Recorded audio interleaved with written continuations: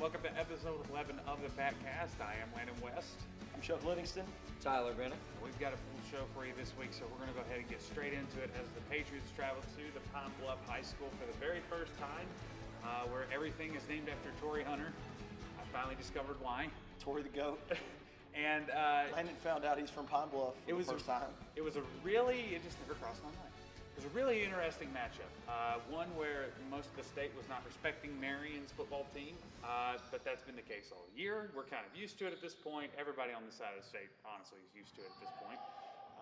However, the Patriots walked in there, you walked in there, not literally since you didn't go, and I walked in there thinking, you know what, maybe the Patriots really do stand a great chance, and that proved to be the point. So what was the setup for this game? Chuck, what were you looking at? Well, yeah, this was a huge game. This was probably, in my opinion, the game of the week in the 6A East, with it being two of the four teams tied for first place in that conference playing head-to-head. High-stakes drama, you can't get enough. The hype was there. You know, you don't need a media man like myself to hype that one up. You know, you talk about two first-place teams in October, kind of sells itself. And I got to tell you, I was one of the people that wasn't sure how Marion was going to match up with Pine Bluff either. I heard about how big they were up front. Marion's had trouble against these power running teams this year so far. But as we seem to talk about a lot as well, this is a team that gets better every week. And this is a team that's very coachable, it seems like, and most guys are really buying in. And, you know, at halftime, it looked like it was going to script. Pine Bluff's up 30-20. They've really moved the ball at will against Marion. But the Pats made some adjustments. They moved some guys around. Assistant coach told me yesterday that they put some guys in different spots, okay? They needed to plug up some of those gaps. The outcome was Marion scoring 14 unanswered late in the fourth quarter to take a 42-36 lead on a Colin Chambers touchdown. By the way, Colin Chambers, outstanding game. Like this is a guy that, you know, in the past is obviously everybody gets more mature as time goes on. But this guy, the year he's had has just been phenomenal. And the other night, I felt like he was the best player on the field, with the possible exception of the two quarterbacks, Simeon Blair or Peyton Walker. Peyton was 20 of 30 for 296. And Blair accounted for 6 touchdowns and over 400 yards of total offense. So the ball was moving a lot. Obviously, if you're watching this by now, you've probably heard what happened. Marion got sacks on the first 2 plays of the deciding Pine Bluff drive, 3rd and 16. And Blair, the pass rush gets there again. And they get upfield, but Blair's able to step up and threw an awesome ball down the middle of the field to Jeremy Thompson, who ran 65 yards for the touchdown that tied the game, and then Thompson caught the 2-pointer to win the game. But man, what a game. That's about hands down the best high school football game I've covered. I left that game smiling. It's only been within maybe the past 4 or 5 hours I've kind of sat there and thought, man, we had them. You know, but obviously when fans like us who have been here throughout the rebuilding process from 2012 and 2013, and when you see that Marion is leading late and going toe-to-toe with the 6A 2-time defending champions, yes, that is something to smile about. Obviously, when it ends the way it did, that's plenty to, you know, frown about, but hey, we got to move on. And Jacksonville's up, and we'll get to them in just a second. A couple of things that we want to go over, though. Colin Chambers, with that 4-touchdown performance. This is the second year in a row now in which a player on the Patriots team has gone viral. In fact, Colin outdoing his counterpart, Tom, making number 8 on ESPN's Top 10 Friday night. For me, I think this is fantastic for Marion. No other school in Arkansas that I'm aware of this year has received ESPN honors, especially on Top 10. And it was a really nice play. It was really technical, the way he did it. You could tell he was thinking about it. It wasn't just a, look what I found. I'm in the right place at the right time. Right. And you know what? I read an article on the Saturday Down South thing, you know, that said, hey, you really shouldn't be in that position because you're throwing into triple coverage. But you know what? When you got Colin Chambers, sometimes you can make some things happen. And I think that if worse comes to worse, that's an incompletion or an interception in the end zone. So, well, you guys are Patriot fans. Y'all probably remember the Randy Moss era with New England. Yeah. I mean, I'm not saying he's Randy Moss, but That's exactly what I was thinking. I was about to say, when Tom Brady had Randy Moss, all you have to do is just throw it in his direction. Yeah. So, again, if you've got a guy that excels like that, but yeah, it was an exciting play. It energized the team. KB Williams had a long kickoff return. It was a big play. Yep. Again, everything that had to go, in my opinion, everything that had to go right for Marion to win the game went their way, other than the turnover battle, which they lost 3-1 to Pine Bluff. So that's a deal that you can minimize. You can, Before we go, not comparing Peyton Walker and Colin Chambers to Tom Brady and Randy Moss. We're not doing that. But Not going that far, but something similar. But on the high school level, Yeah. if you've got a receiver that's like that, so they, and you're talking about sort of the perception around the state of Marion. I think it's one of those deals that we're seeing with the Golden State Warriors last year, the Chicago Cubs this year, perpetually sort of teams that aren't in the upper echelon. You kind of doubt that team until they actually win it, So it's kind of one of those deals. I think we saw it with Searcy. I think we saw it with Pine Bluff. I get the feeling we'll see it with Jonesboro Marion Week 10 on a Thursday night.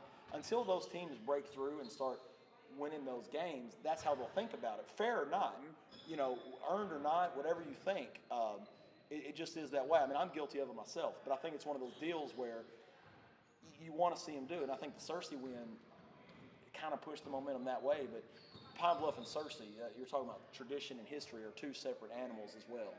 So with his 4 touchdowns, Tom Young also contributed a touchdown reception, and KB Williams with the first kickoff return of the year for a touchdown. So, boy, he showed a lot of speed that night. Yeah, and he had an interception. So.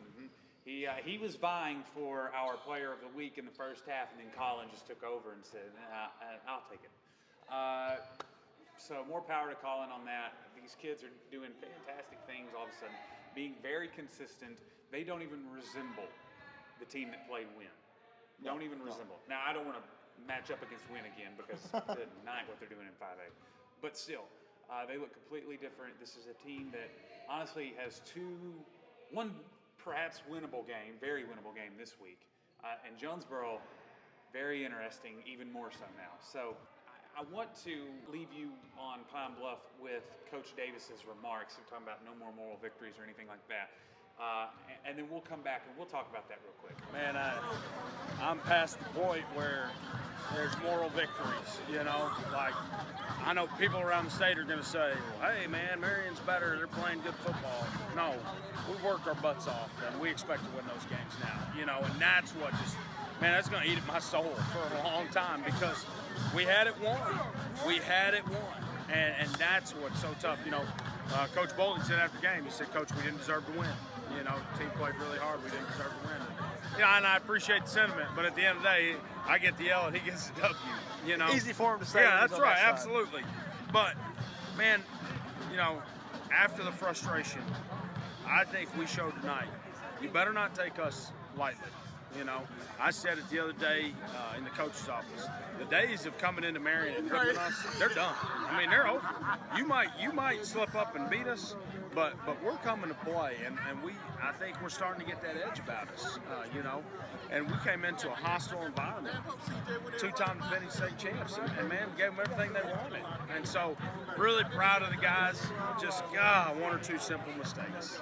You made a comment here after y'all's first score of the second half, which was very early. You said, I told y'all we were coming back. Not an easy thing to predict probably at halftime when they were up 9 or 10. Yeah, it's 30-20. Did the belief ever leave your team, or did you really think if we do what we do, we're going to be in this game? No, I saw some things that they were giving us defensively, and I said, guys, if we throw and catch and block, we can score a lot of points. I felt like in the second half, I know we ran the ball with Tom a little bit, but we basically tried to turn that into a 7-on-7 match. And, we did with Tom out there, Colin out there. What can you say about Colin Chambers? He had a huge night against not a scrub team, against the best in the state. He came and showed that he could play. It was just, like I said, we saw things at halftime on the tablets that said we can score. And there were some things we saw that we were doing defensively that we had to shore up. And we did. We shored that stuff up in the second half. So.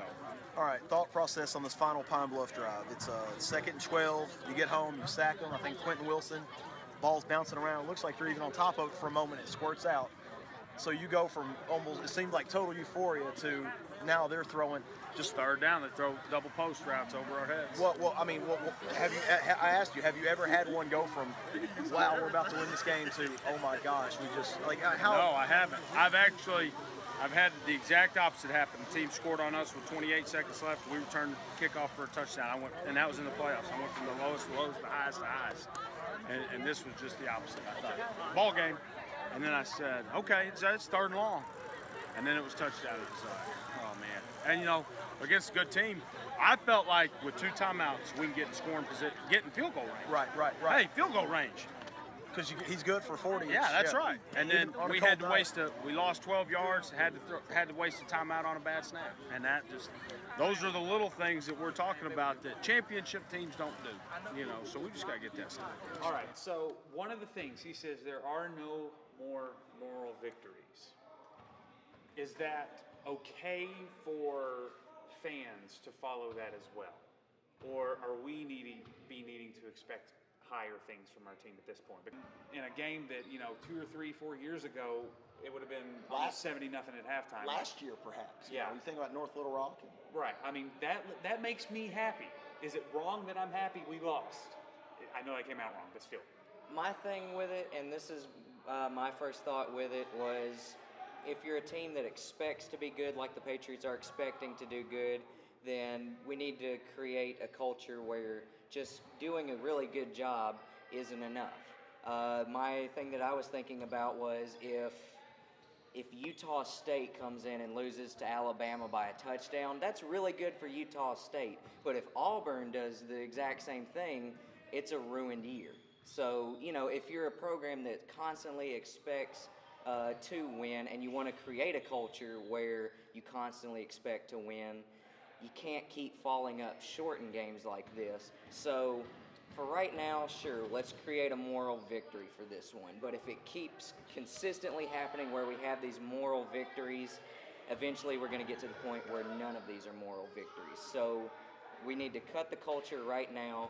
And I think that still this is a really good chance for the Patriots to say, hey, we did go this far with Pine Bluff, and you got to match up in a couple weeks where something like that could help you. And I'll say this, even if it happens again against Jonesboro, to me now Jonesboro, that's not a moral victory because we were leading them at halftime last year in a year where we only won 1 conference regular season game.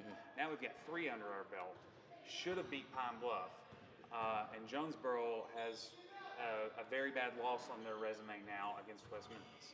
So that's not conducive to creating a moral victory for anyone that loses to Jonesboro. So I think that that's going to be the end of moral victories for our Patriots because we're here. We've arrived. Here's what I'd add too. You know, I think it's one of those things that for the players and the coaches, I think it's a good talking point to say, look what we almost did to Pine Bluff. But you can't rest on that. You can't have guys show up and say, you know, we almost got Pine Bluff, you know, and here's Jacksonville. They're not as good as Pine Bluff. We can roll this team. No, in fact, you would like it to probably, I think, make you work harder. Like say, all right, gosh, losing sucks. We won 3 straight. You know, people were talking about Marion. Our boys were dejected. Yeah. Absolutely. Sure. And again, I think especially the way you lost the game was hurtful as well. But I think for fans, the fan perspective, I think that is something to be proud of and say, you know, this is a team nobody gave us a chance, and you know, and I mean, so it's a fine line, is what I'm saying. I think it's if you use it as a motivating factor, if you use it as like a carrot to dangle in front, like look what y'all almost did, and you use it to motivate, I think that's a good thing. If you use it to say, all right, we're going to mail in practice today because we almost beat Pine Bluff, I think it becomes a bigger problem. You'd almost rather them gotten beat by 4 touchdowns. So, and I know the guys, I know the coaching staff, I think they're going to use it as the carrot rather than a pillow. But we'll see, you know, because as you mentioned, Jacksonville comes calling. Jacksonville is up next. So we'll put a period there on Pine Bluff. All in all, I thought it was a fantastic game. I was a little nervous at first. It was certainly a different atmosphere, but hey, when you got somebody, it's awesome, wasn't it? When you got a guy who's willing to sneak you out so you can get some turkey legs, boy, they were good too. And I used to serve those things at Disney World. Knocked the socks off of ours. So fantastic. I got 2 shout-outs. Marion fans that made the trip. On a cold night, it was 2.5 plus probably. Got to Jordan Stadium. Were really loud. That's actually the lead in my story tomorrow. I've already filed. You know, they were so loud, and I feel like they affected the game at times, and just great to see y'all out there. Also, Lauren Brinkley, just really into the game the other night. She did a great job taking Monk's spot. I saw her jump up one time. It was awesome. So it was a good time. It was fun, and when teachers get to sleep in because it was PD day, we have a lot of energy to expend. I mean, I was jumping and driving a bus, and I was up there with Chuck and everything. I wasn't going home. Yeah, it's true. Yeah, he's dishing out turkey legs. But yeah, so those folks, it was awesome. It was a good time, and Week 8 is definitely a favorite now. It used to be one that we loathed against North Little Rock, but now it's definitely a fun one. So, period on Pine Bluff. Up next, Jacksonville in a newly constructed high school. Not the building, but the format of the school. They merged 2 years ago, last year, with North Pulaski. So now we have the Jacksonville Titans, not the Jacksonville Red Devils.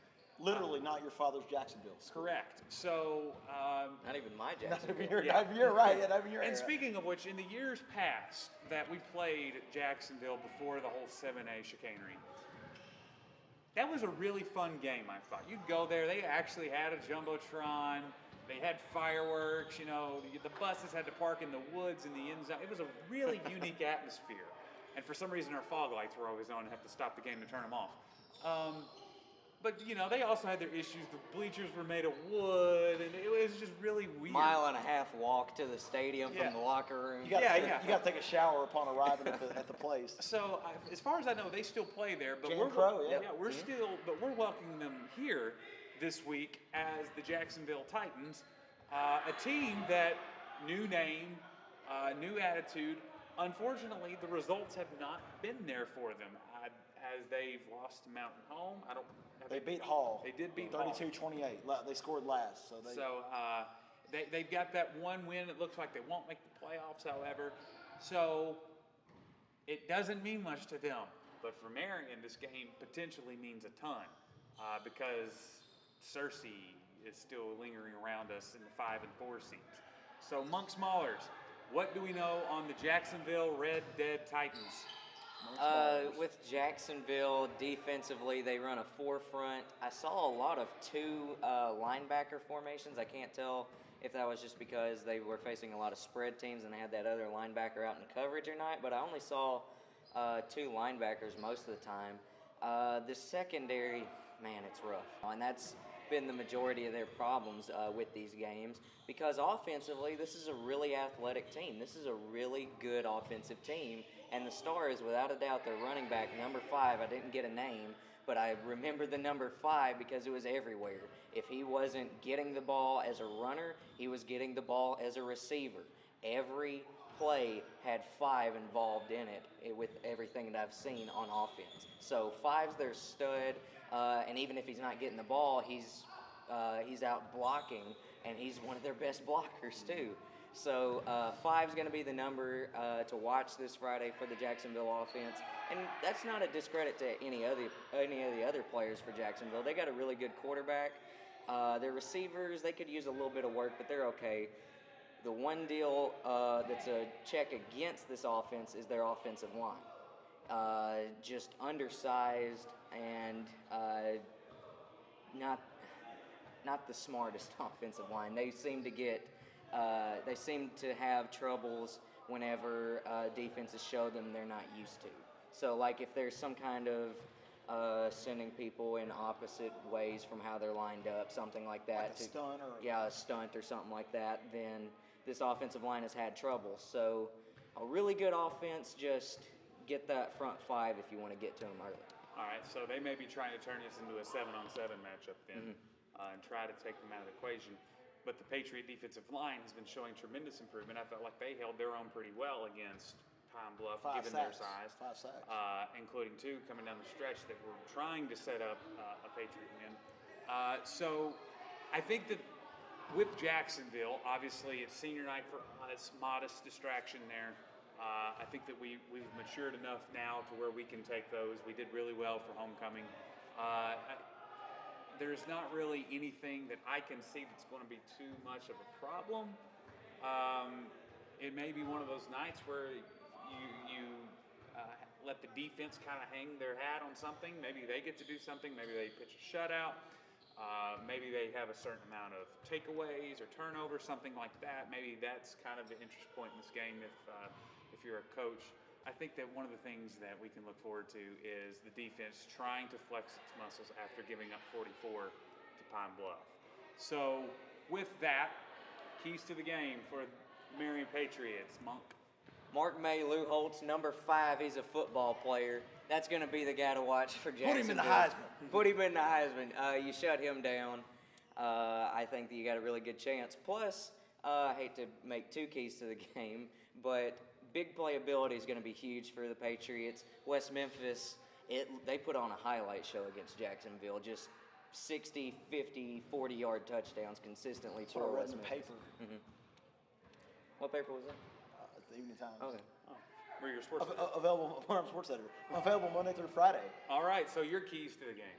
You can't let Pine Bluff beat you twice. All right, now here's the thing. This is the biggest thing. Yep. We were just talking to Tom Young about it. We're at the arena, of course, beautiful Patriot Arena. Pine Bluff's over. Okay, it sucked. It was hurtful to anybody there that cares about the team. But life goes on. Okay, you've got another big game this week. You're not out of the hunt for the conference yet. I mean, you're peripherally involved. It's going to be tough, but so you have to come out on Friday night focused on Jacksonville, because if you are still hung up on the ghost of the Zebras in Pine Bluff, Jacksonville is a team, that is a scary team. I don't want to say trap game, but with it being senior night, coming off a tough loss in the middle of another big game next Thursday, it wouldn't be hard to see how a team could fall asleep at the wheel against a team like Jacksonville, who you don't perceive as being very good. But On senior night. On senior night. So there's a lot of distractions here. My biggest thing is move on from Pine Bluff, forget about it. It's over, it's done. You're not getting that one back. But you can get into Jacksonville. And I think that's the biggest thing. You got to turn the page and clock in this week. And for this game, I think it would be interesting to see the Patriots take an approach where they're maybe trying something for Jonesboro. Now, obviously, I'm not saying overlook Jacksonville, but what I'm saying is if there's something that you want to try for Jonesboro, that's kind of the prize at this point. Give it a try. If it works, great. If it doesn't, go back to your base plan. So I would like to see maybe just if there's something that's been lingering in the back of your mind that, hey, maybe there's this kind of matchup for Jonathan Adams or something like that against Jonesboro, give it a dress rehearsal against Jacksonville. Obviously, two ends of the spectrum with where those programs are, but it's worth a shot. So, and then pull the plug if it doesn't work. So, very, very simple on mine. Just don't overlook, but keep your eyes on the prize. So, I think that's going to be a fun matchup on Friday night as we celebrate our seniors.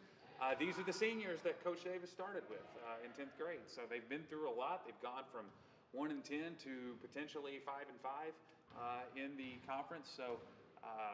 Or in the regular season, and that first round playoff matchup at home is still definitely in the conversation. So I think that this is a good way for these seniors who have rebuilt this program, whose blood, sweat, and tears have done a lot to be celebrated. So good luck to them, and we'll see you Friday night.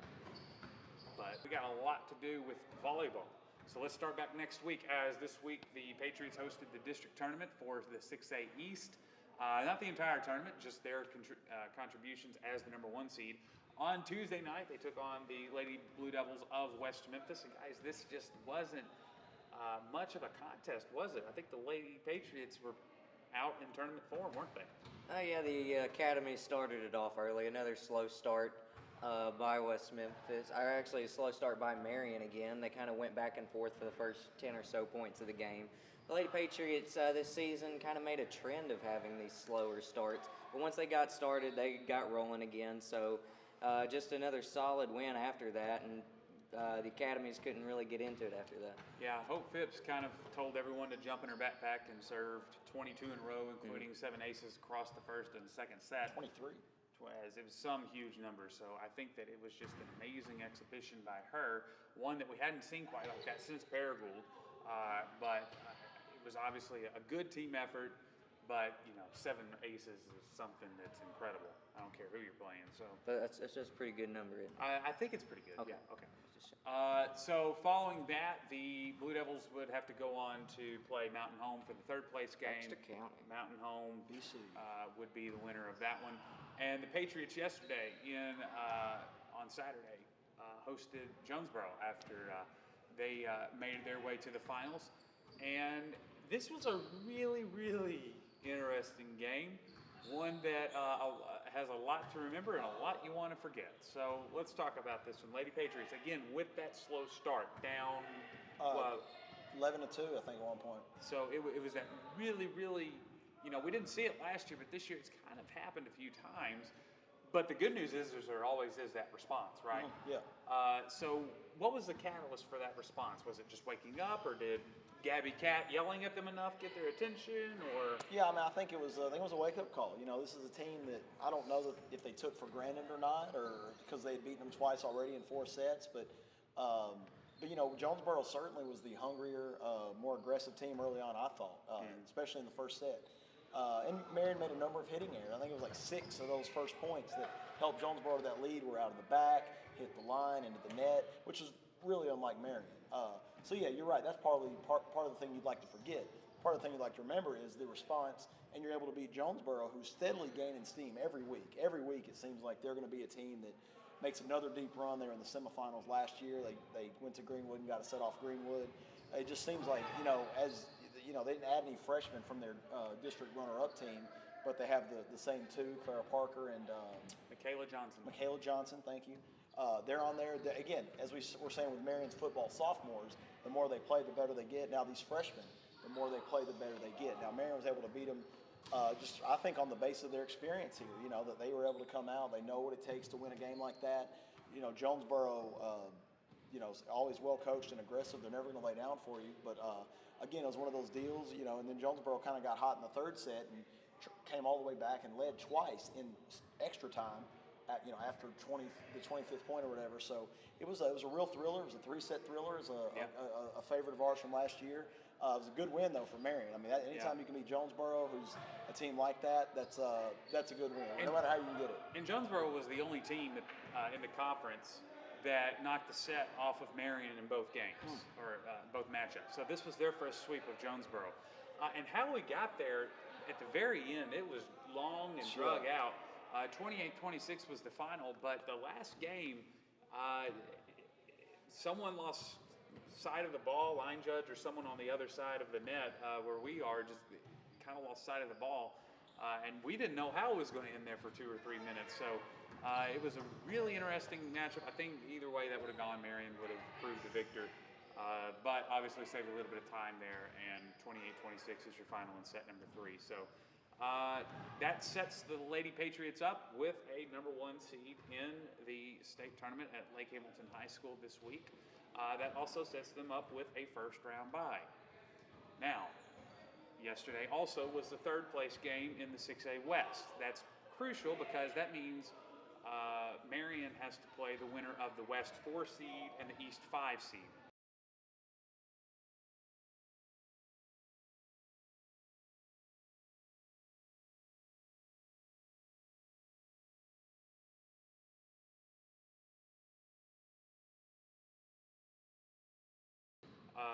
Russellville, a team that Marion doesn't particularly like to play, although we're okay with beating them. And they're facing their own issues right now with staff. We'll leave it there. But how do you feel about Marion against Russellville potentially? I think once they got that first game under their belt, I think tournament play is just the favorite time of the year for the Lady Patriots. This is just my opinion. I don't know how these two feel. But I'm honestly not worried about this state tournament. These ladies... Monk, we have to make good television here. I'm sorry, I'm just... Trap game? No trap game? I'm not calling a trap game on anything with this. I think in tournament play, I'm trying to find another team in this state that I think can match up with these Lady Patriots, and I'm sorry, I just don't see any right now. Well, so, you know, I'm not going to be any help with this volleyball. Okay, so I'll fill the Russellville question. You know, there's no love lost between these two teams. Russellville, they have that pedigree. They've got, you know, I don't know I know some of the details of the situation, but that's got to be a distraction. And if it's not them, I guess it'll be Benton. Potentially Benton. So it's going to be a team that it's going to be a team with a lot of tradition. It's going to be a well-coached team. I agree with Monk. I mean, nobody brought back more talent than Marion did from last year, you know, and Marion won the state title. But again, in a one-game scenario, any given Thursday or Friday or whatever the state tournament is, anything can happen. Crazy things happen. I mean, I'm concerned about it from their perspective just because of the single elimination aspect. But like you said, you know, Russellville's the type of team that just how that rivalry's gone, like it's kind of like the Marion Valley View deal where whoever lost the last one is going to be sky high. You know, of course, we remember Marion bestowing upon Russellville an L in last year's semifinal. Well, actually, Russellville bestowed that L upon themselves, so with the substitution error. So, but we'll take the credit. And our girls like playing Russellville. They like beating them. If you saw Portraits, Reflections of Family, I forgot to mention them as a revenge game last year. I was quickly corrected by Sarah Betts. So it's one of those things where, yes, we like to beat Russellville. Russellville and Marion tend to meet up in postseason play now across any sport. It's a good, healthy rivalry, I think. Well, so healthy. Hitting on healthy, Yeah. I guess. You're only going to see them in the state tournament. It's not one of those things where our fans are, trying to throw hands at the local McDonald's or whatever. Actually, this guy would disagree with that. So I think that this is just another step for the Lady Patriots. Like you said, it could potentially be bitten. Another team that there's no love lost with, given the antics of the late 2000s. Absolutely not. Finally, with the hopeful advancement past the semis, that would be trip number 3 for this crew to the finals at Bank of the Ozarks Arena at Hot Springs Convention Center. Looking at a 3 p.m. start on that potentially. Looking at Greenwood, right? Potentially again. We know Greenwood is eyeing us. They made it very clear at Saturday's final over here. Always repping. That was very clear. As Sarah Betts said, here's our card. You could have stayed home, but maybe they wanted barbecue. So it's one of those things where it's just that matchup again. Now, last year we walked into this game and I said, Lady Patriots in 3 have the advantage because we've been there before. Well, guess what? Now Greenwood's been there before too. So how does this potential matchup occur and play out? We know how Monk feels. How do you feel? I think that's only going to help Greenwood. I know they lost one of their hitters and one of their setters from last year's team, who were quality. As I referenced earlier, I feel like, Diane Phillips was awesome for Marion. An all-timer, maybe the best Marion volleyball player ever. But you got to look at the sum of the parts. They also brought back more. Greenwood lost 2 key players and had the same crew, so Marion should have the advantage on paper. But that's only going to help Greenwood in that scenario. And again, revenge game for Greenwood. So now they're going to, if they've got another gear, and I have to assume if they drove all the way up here on a Saturday to check the game out, I assume they at least assume there's another gear. They'll be ready for this one. Greenwood to me is the other favorite in the state. I feel like if neither one of those 2 teams win, Marion or Greenwood, then something's gone incredibly awry. I just expect it'll be those 2 in the final again. I feel like Marion's a little better at this point. I feel like the conference they played in is going to test them more than the one Greenwood did, although they did play in played some pretty good teams in that region. But a gun to my head, I would say that Marion stands a good chance to repeat and win its 4th state title in 7 years, just from where we stand right now. Yeah. Do you want to add anything to this, or have you already spoken your piece? Greenwood's a really good team. I almost slipped up against Siloam. Really, they're the ones that took Siloam to 5 sets. It almost didn't even show up until that 3rd set, and then Just dominated them. I've never seen a score like that in my life. Only way you can put that. Actually, I'll say this: if Jonesboro somehow beats Greenwood, I don't say somehow. Jonesboro's a good team, so is Greenwood. But if Jonesboro's able to eliminate Greenwood in the semifinal round, I think is what it would be. That would be very interesting. I think it'd be a well-attended match at the Bank of the Ozarks. The BOA, 2 league rivals, old school rivals. This is a school that you're talking about bad blood. There's no bad blood with them, but there is a lot of history there. Okay. Especially this year now. Especially this year, you've got Marion's 2009. This is Coach's lost championship. Or 2006. This is Coach's lost championship. Somebody always asks her how many did y'all win? 3, but it should be 4. They split with Jonesboro that year. Jonesboro beat them in 5 at Little Rock Hall, actually. They used to host the state volleyball tournament, apparently. So there's some blood there. In the conference, they went back and forth. It was Jonesboro that handed Marion its last home loss back in 2013, early September matchup. Jonesboro is, if you're handing out, I think you'd have to agree that Jonesboro has the best tradition of anybody in this particular conference on the volleyball court, but Marion's program is newer, so maybe they'll get to that point. I think they've won, 11 state volleyball titles or something like that? Yeah, it's a ton. So again, you're talking history, you're talking big names, you're talking 2 of the better coaches across the state. you know, for my money, if I'm a paying customer, if I'm a fan, Marion Jonesboro round 4 is that's a title fight that I don't think you'd want to miss. I mean, if you're within driving distance, I would highly recommend it for that, because those have been athletic and exciting and just really well played games. And I'll tell you this, obviously when you meet 3 times, there's potential for a lot of, not bad blood, but a lot of maybe some discord to happen with the fan bases. And we actually kind of saw that on Saturday.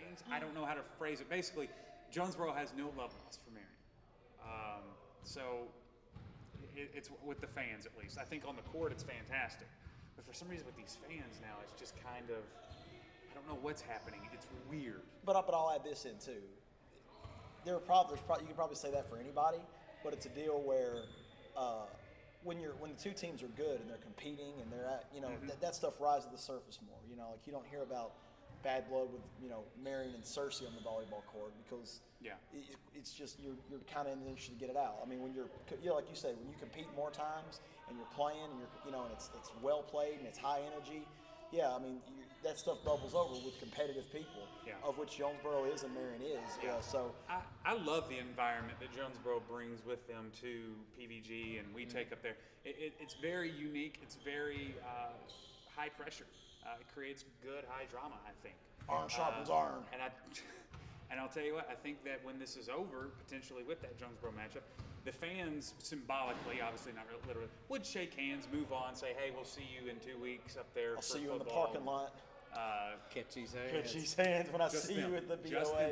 Just them. So I think that, you know, when this is over, we'll enjoy the moment of potential animosity or whatever. But when it's over, that'll be the end of it. Put your swords up until the Week 10 football game. But that's just the thing. We're both 6A East. None of us have been 7A. None of us have been 5A. So it's just how it works. Chuck is going to give us a ring on at least Thursday night, potentially Wednesday. We will stream that live on Facebook as his recap. Just a couple minutes of what happened. Maybe he'll have some pictures or something that we can share with that. But who knows? But just like we did last year with the podcast on Patcast, we will have a stream just to kind of let him have his thoughts. For those who couldn't go down there, he'll paint the picture for us. So look forward to that Thursday, potentially Wednesday night, and be ready to travel. Patriot Nation, we gotta get down there. Any final thoughts? It's a big week. Very excited here. It's one of the best weeks of my job all time. So. Just Patriots, ignore the senior day distractions on Friday. Should be a pretty good one at the Patriot Stadium. And as for the Lady Patriots, I don't see them playing more than 9 sets this week. Very good. And my final thought is just, hey, let's go to Lake Hamilton, see what their new place is all about. Let's welcome in Jacksonville Titans for the first time and beat them.